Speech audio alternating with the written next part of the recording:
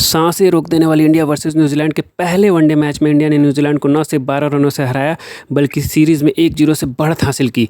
50-50 format में खेले जाने वाले इस मैच में इंडिया और न्यूजीलैंड दोनों ने ही बेहतरीन खेल का प्रदर्शन किया। हैदराबाद में खेले जाने वाले इस पहले वनडे मैच में जहां कप्तान रोहित शर्मा ने टॉस जीतकर पहले बल्लेबाजी करने का फैसला लिया, वहीं भारत के दोनों ओपनर शुभमन गिल और खुद कप्तान रोहित शर्मा ने एक अच्छी शुरुआत दी। इस मैच में रोहित शर्मा के एक छक्के ने एमएस धोनी का रिकॉर्ड तोड़ दिया। जी हां, वनडे मैच में धोनी के कुल 123 छक्कों का रिकॉर्ड तोड़ते हुए रोहित ने वनडे फॉर्मेट के इस मैच में 2 छक्के लगाकर अपने ओडीआई फॉर्मेट के कुल 125 छक्के पूरे किए। लेकिन रोहित एक बार फिर से अपनी पारी को बड़ा बनाने में असफल रहे हैं, पर उन्होंने गिल के साथ टीम को एक अच्छी शुरुआत दी। ब्लेयर टिकनेर ने जब रोहित शर्मा को मिचेल के हाथों कैच कराया तब भारत का स्कोर 61 रनों तक पहुँच चुका था। रोहित शुरुआती पावर प्ले में 2 चौके और 2 बेहतरीन छक्के लगाकर 34 रन के अपने निजी स्कोर पर आउट हुए। रोहित के आउट होते ही inform batsman Virat Kohli batting करने आए, जो दुर्भाग्यपूर्ण तरीके से स्पिनर बॉलर मिचेल सैटनर की स्टंप पर आती गेंद मिस कर बोल्ड हो बैठे।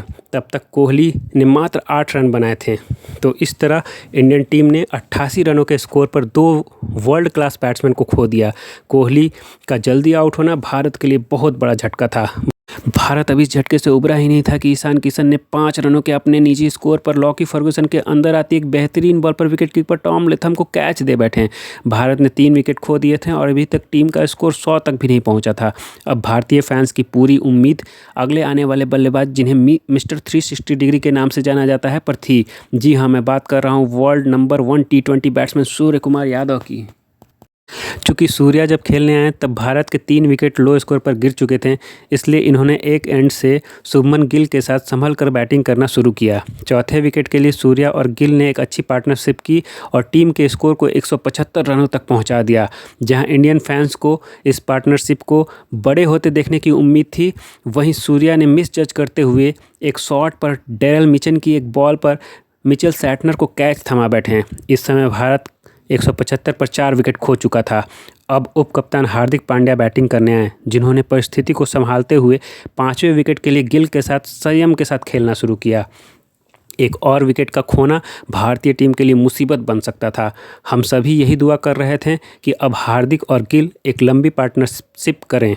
हार्दिक और गिल एक मैच्योरिटी भरी पारी खेल रहे थे और 5वें विकेट के लिए एक अच्छी पार्टनरशिप को बिल्ड करते दिख रहे थे। तभी हार्दिक पांड्या डेरिल मिचेल की बॉल पर विवादास्पद तरीके से थर्ड अंपायर द्वारा आउट करार दिए गए। हार्दिक भी इस डिसीजन से नाखुश लग रहे थे। एज ए फैन जब हमने भी रिप्ले में देखा तो ऐसा मान पड़ता था कि कीपर टॉम लेथम के दस्ताने से बेल्स गिरी थी। फ्रेंड्स, आपको क्या लगता है, क्या ये डिसीजन बेनिफिट्स ऑफ डाउट की नज़रिए से हार्दिक के पक्ष में होना चाहिए था या नहीं? कमेंट करके हमें बताएं। Anyway, umpire decision is last decision.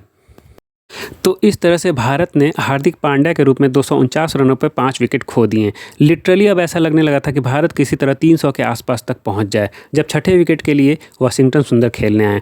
पर एक उम्मीद अभी भी बाकी थी, जिसका नाम था शुभमन गिल, जो न सिर्फ एक एंड से टिके हुए थे बल्कि टीम का रन रेट भी मेंटेन किए हुए थे। छठे विकेट के रूप में वाशिंगटन सुंदर हेनरी सिप्ले की बॉल पर LBW हो गए। जहां 7वें विकेट के लिए अगले बल्लेबाज शार्दुल ठाकुर खेलने आए, जिन्हें सैटनर ने अच्छी फील्डिंग करते हुए रनआउट कर दिया। यहां शुभमन गिल रनआउट हो सकते थे, पर शार्दुल ठाकुर ने अपने विकेट का सेक्रीफाई कर दिया। वास्तव में रन लेने का कॉल गिल का था, पर ठाकुर ने उस पर फुर्ती नहीं दिखाई। नतीजतन एक ही एंड में, एक ही फ्रेम में दोनों बैट्समैन दिखाई पड़े।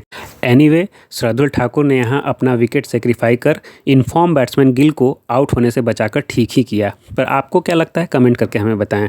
शार्दुल ठाकुर के आउट होने के बाद कुलदीप और सामी ने 48वें ओवर के बाद गिल का साथ दिया और भारत के स्कोर को 349 रनों तक पहुंचा दिया। इस पूरी इनिंग में शुभमन गिल ओपनिंग से लेकर आखिरी के ओवर तक न सिर्फ बैटिंग करते दिखे, बल्कि इन्होंने कई बेहतरीन रिकॉर्ड भी बना डाले। शुभमन गिल ने आतिशी पारी खेलते हुए 149 बॉल पर 208 रनों की रिकॉर्ड पारी खेली, जिसमें 19 चौके और 9 छक्के शामिल हैं। इस बेहतरीन पारी की बदौलत गिल दोहरा शतक लगाने वाले सबसे कम उम्र के न सिर्फ बल्लेबाज बने, बल्कि भारत की तरफ से दोहरा शतक लगाने वाले बल्लेबाजों की श्रेणी में 5वें नंबर पर अपना नाम शामिल कर लिया। इसके साथ ही न्यूजीलैंड के अगेंस्ट किसी भी ओडीआई मैच में सबसे ज़्यादा रन बनाने वाले सचिन के 186 रनों के रिकॉर्ड को भी तोड़ दिया। जहां सचिन ने 1999 में न्यूजीलैंड के अगेंस्ट 186 रनों की वर्ल्ड रिकॉर्ड पारी खेली थी, इस मैच में गिल ने ओडीआई फॉर्मेट में अपने 1000 रन भी पूरे किए, जो पाकिस्तान के फ़खर जमान के सबसे तेज़ 18 इनिंग में 1000 रन पूरे करने के वर्ल्ड रिकॉर्ड के बाद दूसरे सबसे तेज़ 1000 रन बनाने का रिकॉर्ड भी बना लिया, जिसे बनाने में गिल को 19 इनिंग लगे। एनीवे, गिल की इस ऐतिहासिक पारी की बदौलत भारत ने न्यूजीलैंड को 350 रनों का एक बड़ा लक्ष्य दिया।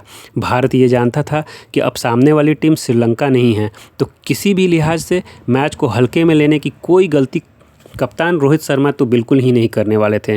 नतीजतन भारतीय गेंदबाजों ने इस मैच में बेहतरीन गेंदबाजी की। भारत ये मैच भले ही 12 रनों से जीत गया हो, पर छठे विकेट के लिए ब्रेसवेल और सैटनर की पार्टनरशिप ने सभी को खामोश कर दिया था। ये दोनों बल्लेबाज ऐसे बैटिंग कर रहे थे मानो न्यूजीलैंड को जीत दिलाकर ही वापस जाएंगे। इन्होंने किसी भी भारतीय गेंदबाज को नहीं बख्शा। जब ये बैटिंग कर रहे थे तब कभी भी ऐसा नहीं लग रहा था कि न्यूजीलैंड इस मुकाबले से बाहर है। ब्रेसवेल ने 78 बॉल पर 140 रनों की तूफानी पारी खेली, जिसमें 10 चौके और 12 लंबे छक्के शामिल हैं। ये पारी ही बयान करती होगी कि इन्होंने भारतीय गेंदबाजों का क्या हाल किया होगा। इस बेहतरीन बल्लेबाजी की वजह से न्यूजीलैंड लक्ष्य के इतने करीब तक पहुंच गया, जहां आखिरी के ओवर में 20 रन बनाने की ज़रूरत थी जब शार्दुल ठाकुर को गेंदबाजी दी गई। यकीनन इस पोजीशन में भी ऐसा लग रहा था कि ब्रेसवेल मैच को निकाल ले जाएंगे। जब शार्दुल ठाकुर ने 50वें ओवर की पहली गेंद डालने के लिए रनअप लिया, तब सबकी सांसें थम गई थी, और हुआ भी वही जिसका डर था। ब्रेसवेल ने पहले ही बॉल पर लंबा छक्का लगा दिया। इस छक्के पर कप्तान रोहित शर्मा का भी रिएक्शन देखते बन रहा था। प्रेशर उन 11 मैन इन ब्लूज़ के फेस पर ही नहीं, बल्कि भारतीय फैन से भरी हैदराबाद स्टेडियम के उन सारे चेहरों पर देखते बन रहा था। हर पल हार्ट बीट दुगनी होती जा रही थी, और ऐसे में दूसरी बॉल वाइड फेंकना तो और भी डिप्रेसिंग था। अब न्यूजीलैंड को 5 गेंद में मात्र 13 रनों की ज़रूरत थी।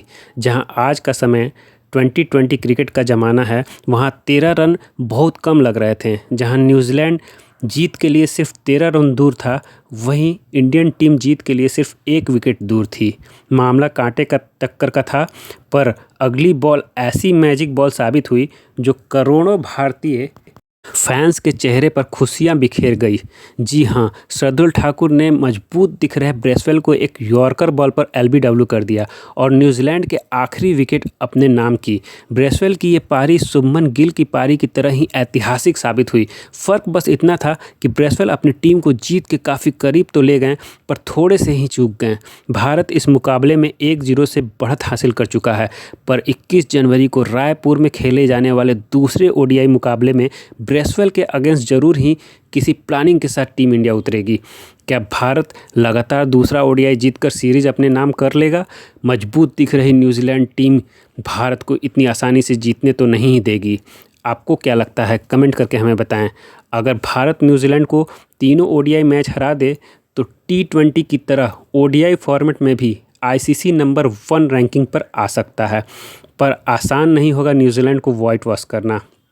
आगे की अपडेट्स के लिए बने रहिए मेरे चैनल हैंडल क्रिकेट बाउंड्रीज़ पर, और मेरी एक्सप्लेनेशन अच्छी लगी हो तो मेरे वीडियो को लाइक शेयर करें और मेरे चैनल को सब्सक्राइब करें। मैं यूं ही मैच दर मैच अपडेट्स लाता रहूँगा। Thank you, bye bye.